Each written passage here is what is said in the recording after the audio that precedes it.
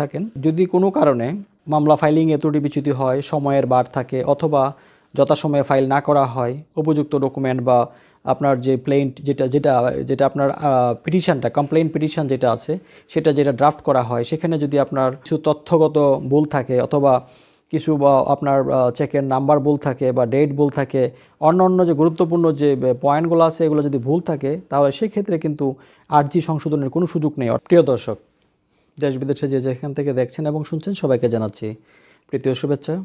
আমি ফরহাদউদ্দিন আহমেদ বই advocate, Bangladesh supreme court. আলোচনা করব ছোট্ট একটা বিষয় নিয়ে, একেবারেই প্রিলিমিনারি একটা বিষয়। চেক ডিজনারের মামলায় আসলে দরখাস্তের সাথে বা আমরা কমপ্লেইন পিটিশন যেটা করি আদালতে, এটার সাথে কী কী কাগজপত্র আসলে দাখিল করতে হয়।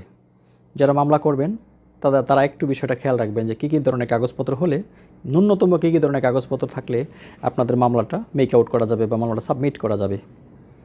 মামলা সাবমিট করতে হলে আপনার 138 ধারার অধীনে নালিশি দরখাস্ত আদালতে দাখিল করার সময় কতিপয় কাগজপত্র আপনাকে সাবমিট করতে হবে। প্রথম কথা হচ্ছে লিগ্যাল নোটিশ বা এই সংক্রান্ত কোনো দৈনিক পত্রিকায় যদি আপনি বিজ্ঞাপন দিয়ে থাকেন, লিগ্যাল নোটিশ দিতে হয়। এটা নিশ্চয়ই আমি আমার লেকচারগুলোতে বলেছি, আপনারা নিশ্চয়ই দেখেছেন বা শুনেছেন। লিগ্যাল নোটিশের বিষয় আছে, সেটার কপি দিতে হবে। লিগ্যাল নোটিশ প্রেরণ সংক্রান্ত যে এডি আছে, স্লিপ আছে, রেজিস্টার্ড এডি স্লিপ যেগুলো আছে, ওই সমস্ত জিনিসগুলা ফেরিস্তি আকারে জমা দিতে হবে আদালতে। এবং সাথে তর্কিত যে চেক বা ডিসপিউটেড যে চেকটা আছে সেটা আদালতে জমা দিতে হবে। আমরা বেশিরভাগ ক্ষেত্রে এই চেকের ফটোকপি দিয়েও কিন্তু মামলা করতে পারি। আর মামলা ফাইলিংয়ের সময় অরিজিনাল চেকটাও যদি আমরা দেই, সেক্ষেত্রে আদালত মামলাটা যখন ফাইল করা হয়ে যাবে তখন স্বাক্ষর দিয়ে বুঝিয়া পাইলাম বলে একটা ফটোকপি রিপ্লেস করে আমরা কিন্তু আবার মেইন কপিটা অনেক সময় নিজেদের জিম্মায় নিয়ে নেই আদালত থেকে। সেটারও প্র্যাকটিস রয়েছে। এছাড়া চেক ডিজনার কী কারণে হয়েছে, কোন ব্যাংক থেকে হয়েছে, কী কারণে হয়েছে, এর একটা ডিজনার স্লিপ চেকের সাথে দেওয়া হয় যখন সেটা ডিজনার হবে, কারণটা এক্সপ্লেইন করে বা একটু নোটিফাই করে ওইটা আমরাও কিন্তু অ্যানেক্সার বা ফেরিস্তি আকারে আমরা দিয়ে থাকি। এছাড়া অন্যান্য যে কোনো প্রয়োজনীয় ডকুমেন্ট, এগ্রিমেন্ট, চুক্তি, দলিল বা যে কোনো রকম আপনার এভিডেন্সিয়াল মানে ম্যাটেরিয়াল অন রেকর্ড যেগুলো থাকে, প্রত্যেকটা জিনিসই আপনি দিতে পারেন। ব্যবসায়িক লেনদেনের হিসাব, ট্রানজ্যাকশান, কী কারণে তার সাথে আসলে আপনার এই যে টাকাটা তাকে দিয়েছিলেন বা আপনার কনসিডারেশনটা কী, তাকে কী কারণে আপনি আসলে তার সাথে এরকম একটা লেনদেন করেছেন, সেই বিষয়গুলো সংক্রান্ত যদি কোনো কাগজপত্র থাকে সেগুলোও আদালতে উপস্থাপন করতে হবে মামলার পিটিশনের সাথে। তো আশা করি আপনারা বুঝতে পেরেছেন। সাক্ষী তো লাগবে, যদি এরকম বা কোনো সাক্ষী থাকে সাক্ষীদের নাম তো দিবেন, ঠিকানা দিবেন।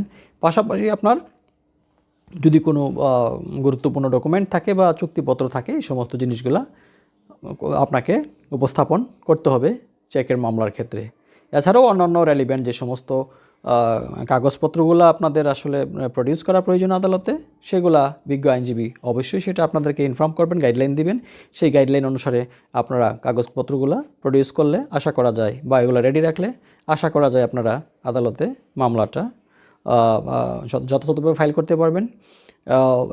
একটা মামলা ফাইল করার ক্ষেত্রে অত্যন্ত সতর্কতা এবং সাবধানতা অবলম্বন করতে হবে সবাইকেই।